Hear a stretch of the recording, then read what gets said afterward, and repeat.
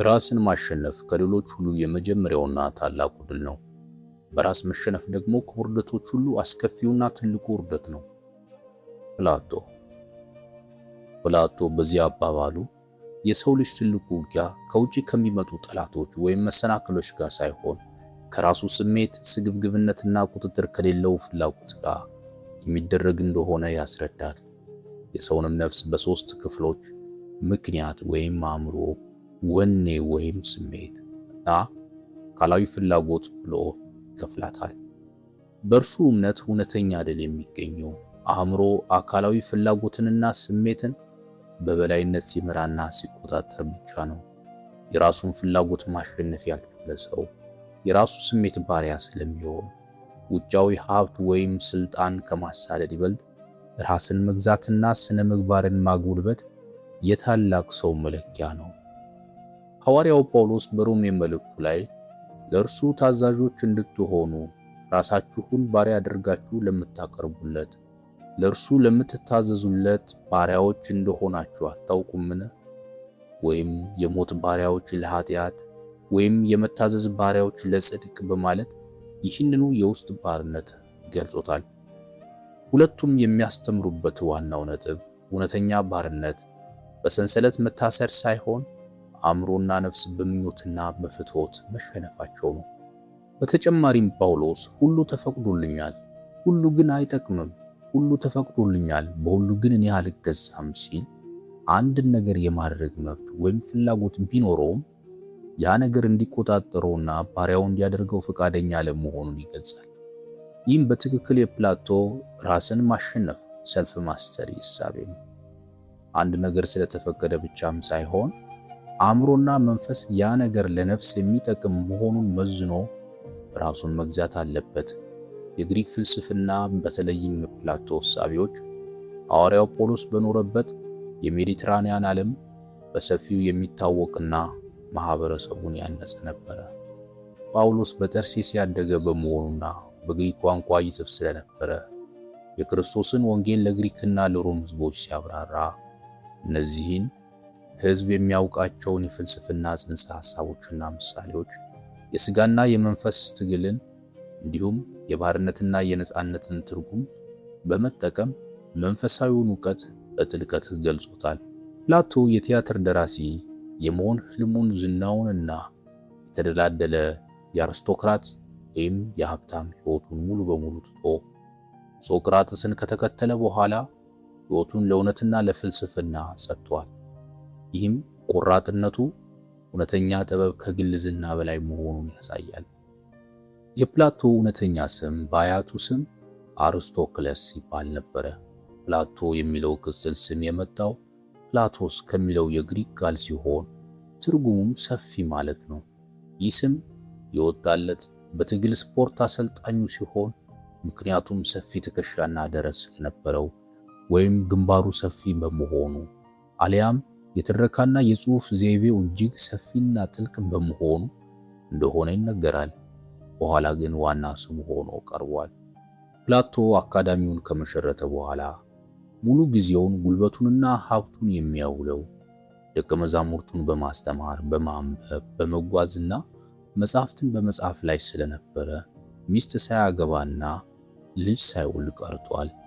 ለእርሱ ፍልስፍና ተራ ሙያ ሳይሆን ነፍስን ለማንጻት የሚደረግ መንፈሳዊና አእምሮአዊ ጉዞ ስለነበረ የቤተሰብና የልጆች ኃላፊነት ከዚህ አእምሮአዊ ጥሪው ይከፈለኛል ብሎ ያምን ነበር። በፕላቶ የፍልስፍና ዓለም ውስጥ አካላዊና ስጋዊ ፍላጎት የሰውን አእምሮ ከከፍተኛ ደረጃ ዝቅ የሚያደርግ ጊዜያዊ ስሜት ነው። በሲምፖዚየም መጽሐፉ ላይ እንደገለጸው እውነተኛ ፍቅር ማለት የአንድን ሰው አካላዊ ሕይወት ማፍቀር ሳይሆን የነፍሱን ውበት፣ ዕውቀቱንና በመጨረሻም እውነተኛውንና ንጹሕን ውበት the form of beauty መሻት ነው። በዚህ መጽሐፍ ፍቅርን በሁለት የሚከፍለው ሲሆን የመጀመሪያው አካላዊ ውበትን መፈለግና ልጅ ወልዶ በሥጋ ለመቀጠል መሞከር የሚታይበት የታችኛው ፍቅር ሲሆን ሁለተኛው ደግሞ በእውቀት በጥበብና በነፍስ ደረጃ የሚደረግ ግንኙነትና ዘላለማዊ የሆኑ የፍልስፍና ሐሳቢዎችን የመውለድ ሂደት የሆነው የላቀው ፍቅር ነው።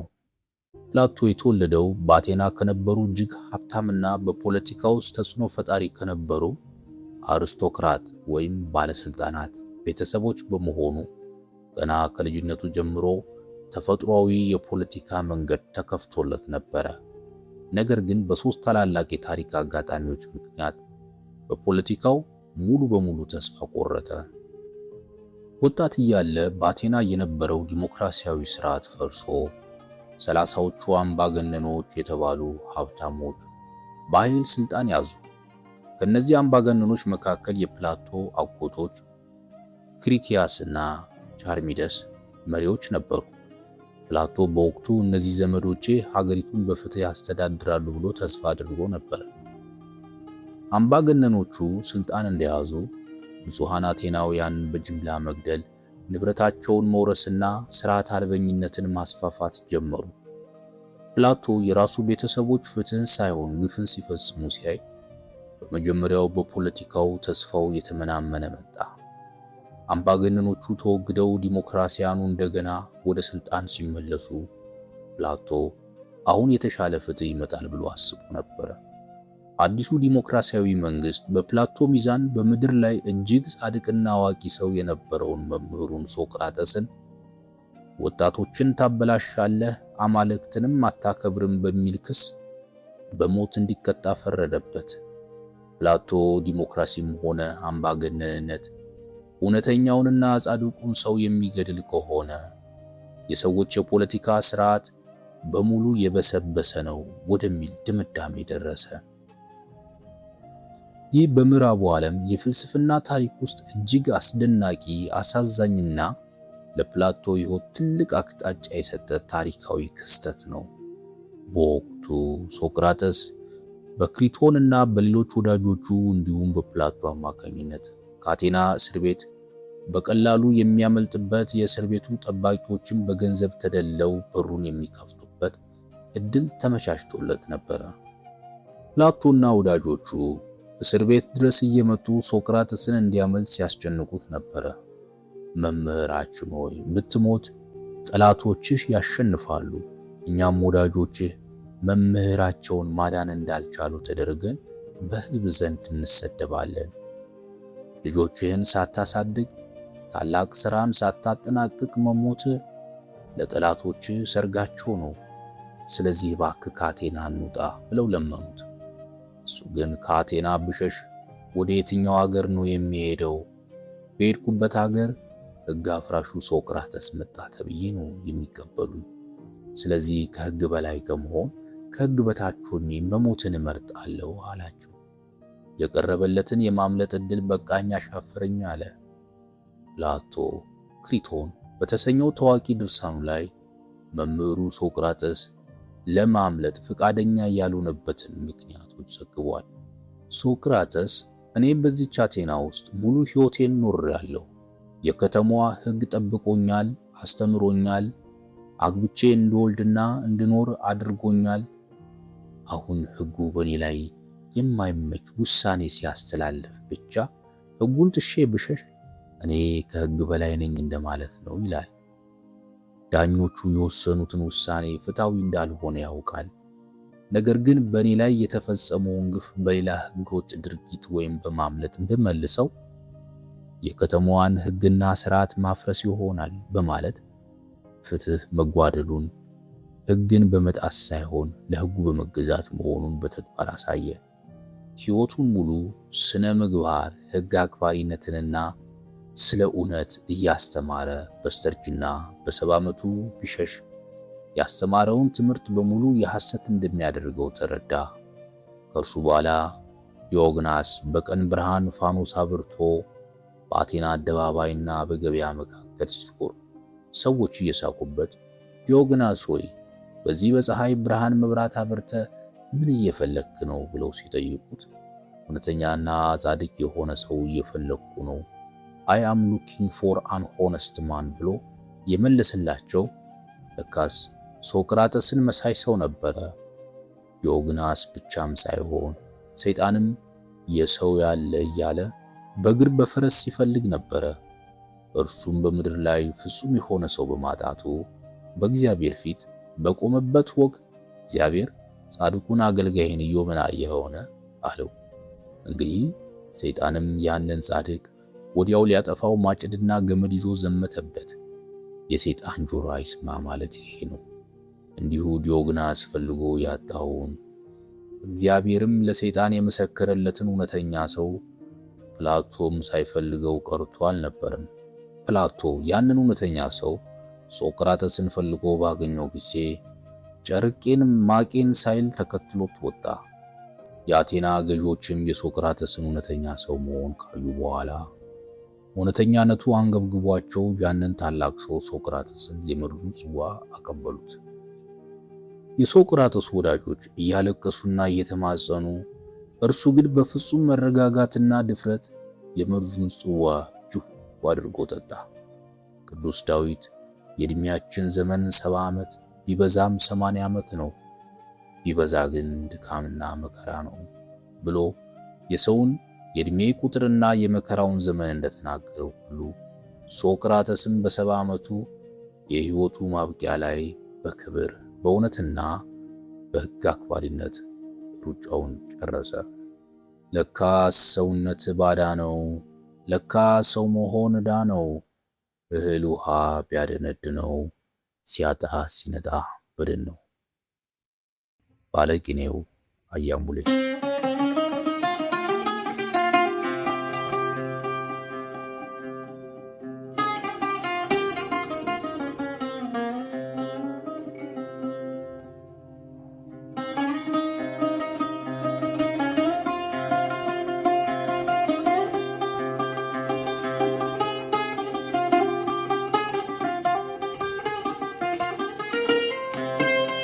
የሶቅራተስ ሞት ለፕላቶ ተራ ሐዘን አልነበረም።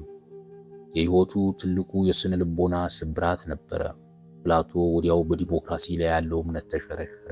ዲሞክራሲ ማለት የብዙሃኑ ሕዝበ ውሳኔ በመሆኑ አብዛኛው ሕዝብ ደግሞ በጥላቻ በስሜትና ያለምንም መረዳት ሊመራ ስለሚችል በአቴና ውስጥ እጅግ አዋቂና ጻድቅ የሆነውን ሰው በሞት እንዲቀጣ አደረገ ብሎ አመነ።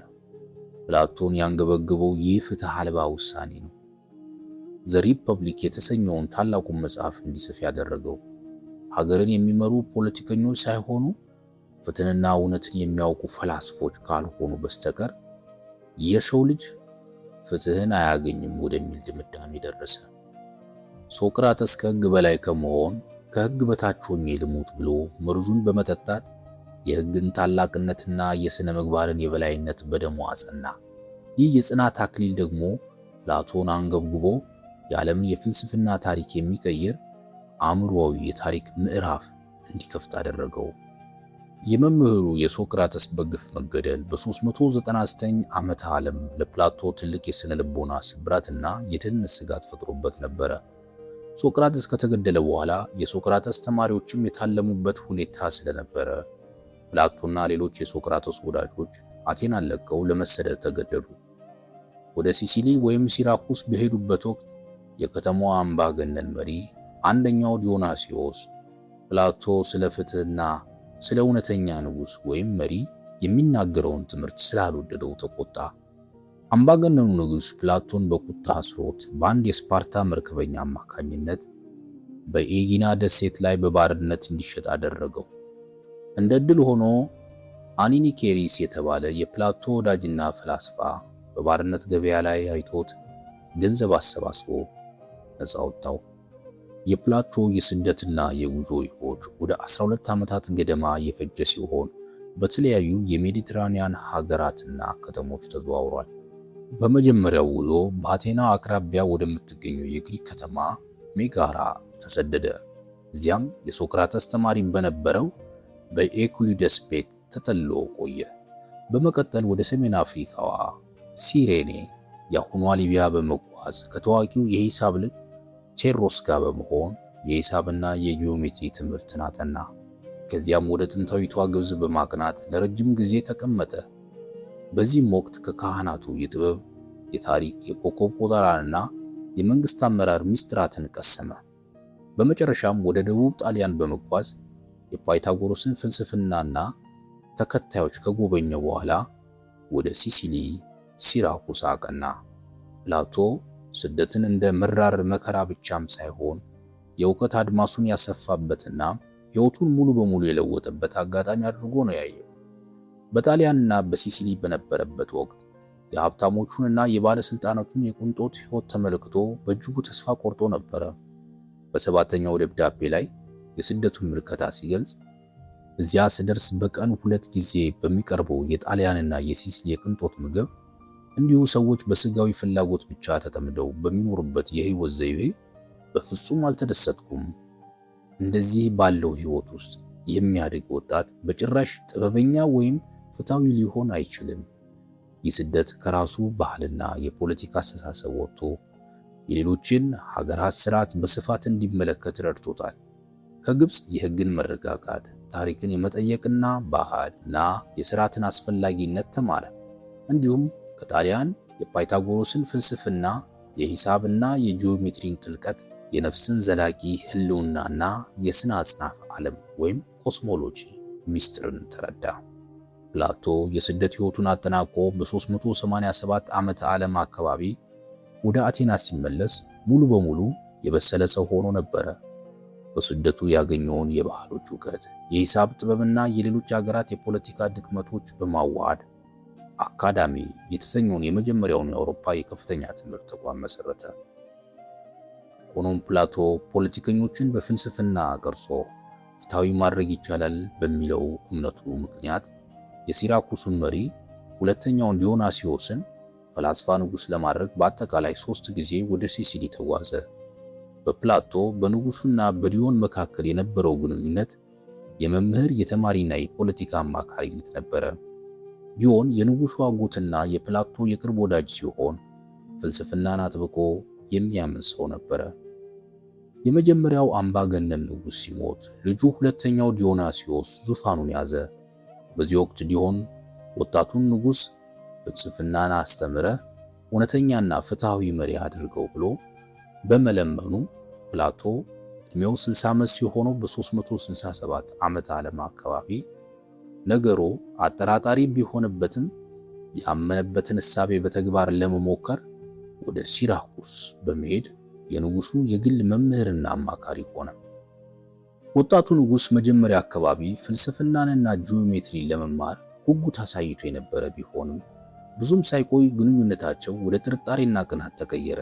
በተጨማሪም በቤተ መንግስቱ ውስጥ የነበሩ እኩይ አማካሪዎቹ ዲዮንና ፕላቶ አእምሮን በጂኦሜትሪ አደንዝዘው ስልጣንህን ሊቀሙ ነው የሚል ተንኮል በንጉሱ ጆሮ ውስጥ ሹክ አሉ። በዚህ ምክንያት ወጣቱ ንጉስ ፍልስፍናን ለመማር ፈቃደኛ ሳይሆን ቀረ። ይልቁንም ዲዮንን አባሮ ፕላቶን በቤተ መንግስት እስራት ቀጣው። አንገት ያልሰራበት፣ እጅ ያልፈጠረበት ራስ አልባው ዕቃ አፉን አስረዝሞ ለሳሎን ቤት በቃ። ገጣሚ ዮናስ አብርሃም። አንገት የአእምሮና የአካል መገናኛ እንዲሁም ወደ ላይ ቀና ብሎ እውነትንና ብርሃንን የሚያይበት የሰውነት ክፍል ነው። የንጉሱ አማካሪዎች ግን የታዛዥነትና የጥላቻ መሳሪያ እንጂ ቀና ብለው እውነትንና ፍትህን የሚያዩበት አንገት አልነበራቸውም። ወደ እውነት መዞር የማይችል ለተንኮልና ለቅናት ብቻ የተደገፈ አንገት ነበራቸው። ንጉሱም ተንኮላቸውን አምኖ ዲዮንን በአገር መድፈር ወንጀል ከሀገር አባረረው፣ ንብረቱንም ወረሰበት። ዳዊት ጎልያድን ጥሎ ከተመለሰ በኋላ የኢየሩሳሌም ሴቶች ሳኦል ሲገደለ ዳዊት ግን እልፍ እያሉ ሲዘምሩ ሳኦል በዳዊት ላይ በከፍተኛ ቅናት እንደተቃጠለ ሁሉ ንጉስ ዲዮናሲዮስም እንዲሁ ከፍልስፍናውና ከአእምሮ እድገቱ ይልቅ ፕላቶንን ለምንድን እንደ ዲዮን አይወደኝም በሚል በቅናት ስሜት ተወጠረ። ቅናት አንድ ጊዜ በሰው አእምሮ ውስጥ ከተተከለች በኋላ ምክንያታዊ አስተሳሰብን ታሳጣዋለች። ፕላቶ ለንጉሱ ያስተምረው የነበረው ፍልስፍና አእምሮን፣ ራስን መግዛትን፣ የሂሳብና የጂኦሜትሪ ቀመርን እንዲሁም የፍትህን መሰረት የሚጠይቅ ከባድ ትምህርት ነበረ። ንጉሱ ግን ያለምንም ድካም በቅጽበት ፈላስፋ መባል ይፈልግ ነበረ። ትምህርቱ ሲከብደውና ፕላቶም ዲዮንን ወደ አገሩ ካልመለስክና ፍትህን ካላከበርክ ፍልስፍና ልታውቅ አትችልም እያለ ሲሞግተው ንጉሱ ይበልጥ ተናደደ።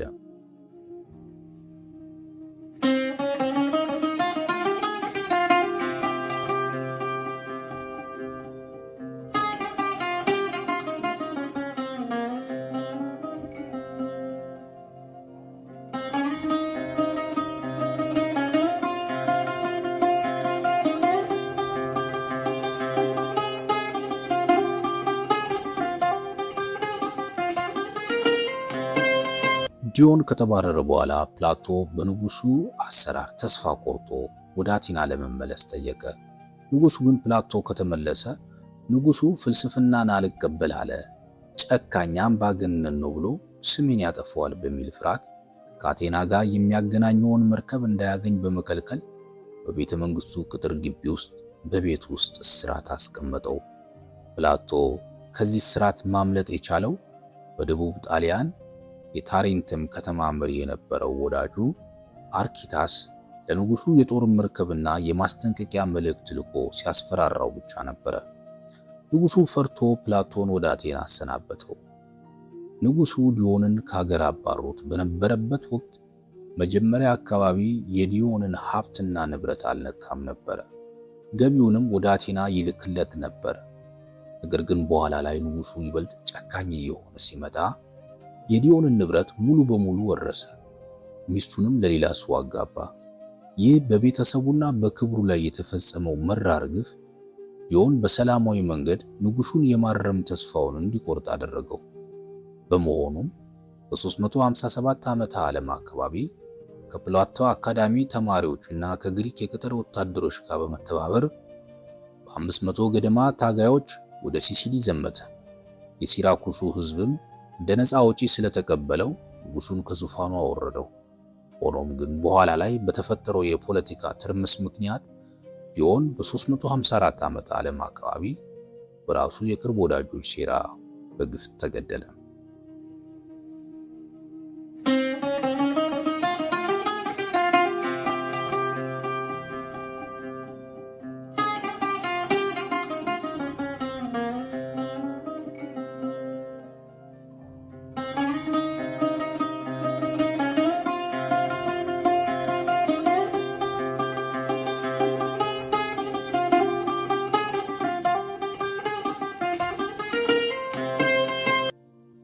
ፕላቶ በሰባተኛው ደብዳቤው ላይ እንደጻፈው የነበሩት የፖለቲካ ስርዓቶች በሙሉ ሊታረሙ የማይችሉ ሆኖ አገኘኋቸው። ስለሆነም እውነተኛ ፍልስፍና ያላቸው ሰዎች ስልጣን እስካልያዙ ወይም ስልጣን ያላቸው ሰዎች በእውነተኛ ፍልስፍና እስካልተቆጠቆጡ ድረስ የሰው ልጅ መከራ አያልቅም በማለት ከተግባር ፖለቲካ ወጥቶ አካዳሚውን ለማጠናከር የተገደደበትን ምክንያት ገልጿል። ፕላቶ የገዛ ፍልስፍናውን ከመቅረጹ በፊት የአራት ታላላቅ ፈላስፋዎችን እሳቤዎች አዋህዷል። ከሶክራተስ ስለ ስነ ምግባር፣ ስለ ፍትህ፣ የመጠየቅና የመመርመር ስልትን ወይም ሶክራቲክ ሜተድና ነፍስን የማንጻት እሳቤን ወስዷል። ከሄራክሊተስ ደግሞ በዚህ እውነተኛውና የማይለወጠው እውነት የሚገኘው በቅርጾች ዓለም ወይም ወርልድ ኦፍ ፎርም ውስጥ እንደሆነ ደምድሟል። በተጨማሪም የፓርሜኒደስን እውነተኛ ህልውና ዘላለማዊና የማይለወጥ እውነት የሚል መርህ ለቅርጾች ንድፈ ሐሳብ ቲዮሪ ኦፍ ፎርምስ መሰረት ያደረገ ሲሆን ከፓይታጎራውያን በተለይም ከአርኪታስ የሂሳብና የጂኦሜትሪን አስፈላጊነት እንዲሁም የነፍስን አለመሞትና ድጋሚ መወለድ እምነት ተቀብሎ በአካዳሚው ደጅ ላይ ጂኦሜትሪን የማያውቅ እዚህ አይገባም የሚል ጽሑፍ ያስቀመጠውም በዚሁ ተጽዕኖ ነው። በሲራኩየስ ከተማ የፈላስፋ ንጉሥ ለማፍራት ያደረጋቸው የፖለቲካ ሙከራዎች ሳይሳኩ ቢቀሩም ወደ አቴንስ ተመልሶ ሕጎች የተሰኘውን የመጨረሻ ታላቅ ድርሳኑን በመጻፍ በ348 ዓመተ ዓለም አርፏል። አስከሬኑም በአቴንስ በሚገኘው የአካዳሚው አትክልት ስፍራ ተቀበረ። በሞተበት ጊዜ ፕላቶ እንደ ቤተሰቦቹ እጅግ ሀብታም ባይሆንም በመካከለኛ የኑሮ ደረጃ ላይ የሚመደብ ነበረ። ከቤተሰቦቹም የወረሰውን መሬት በገበሬዎቹ እያሳረሰና ከደጋፊዎቹ ጋር ያገኘው የነበረውን እገዛ ያለምንም የገንዘብ ስጋት ሙሉ ትኩረቱን በፍልስፍናና በትምህርት ላይ ብቻ አድርጎ እንዲኖር አስችሎታል። በጥንቷ ግሪክ፣ ሮም ያሉ ሀብታሞች ወይም መኳንንቶች አንድ ታዋቂ ፈላስፋ በገንዘብ መደገፍ ትልቅ ክብር ያስገኝላቸው ነበረ። ይሁንና ይህንን ድጋፍ የሚያደርጉት በነፃ ሳይሆን ፈላስፋው ለእነርሱና ለልጆቻቸው እውቀት፣ ጥበብና የፖለቲካ ምክር እንዲሰጣቸው በመፈለግ ነበረ። አብነት ያህል ቢሆን ፕላቶን ይረዳው የነበረው የፍልስፍና ትምህርት ስላስፈለገው ነበረ። ያም ሆነ ይህ ፕላቶ በገንዘብ ስጋት ሳይታሰር ሙሉ ሕይወቱን እውነትን በመፈለግና በመጻፍ አሳልፏል። የአቴና ገዢዎችም የመምህሩን የሶቅራጠስን አካል በመርዝ ገድለው በድን ቢያደርጉትም ፕላቶ ግን የአካዳሚውን በር ከፍቶ የሶቅራጠስን እውነት፣ ጥበብና ፍልስፍና ለዘላለም ሕያው አድርጎ አኖረው። ለዛሬ በፕላቶ አባባል ልሰናበት። ለጥሩ ሰው በሕይወትም ሆነ ከሞት በኋላ ምንም አይነት ክፉ ነገር ሊደርስበት አይችልም።